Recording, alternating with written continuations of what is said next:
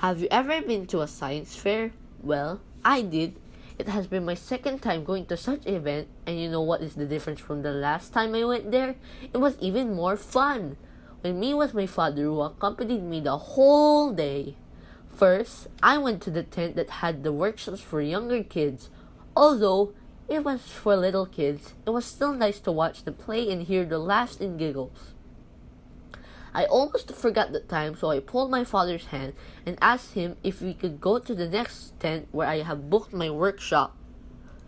Then we went to the second tent where it was for middle kids like me. There were workshops like the first one, but they had more complicated and hard to do. We went to the third tent where they have an indoor stage, fossil digging, mummy exploring, and an expedition. I thought it would be fun to be checked what was the other things happening outside.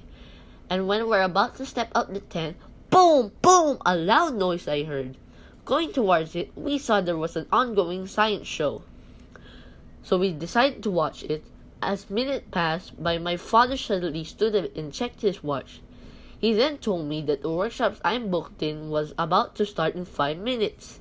I hurriedly stood up and ran towards the theater. An hour later, the show ended.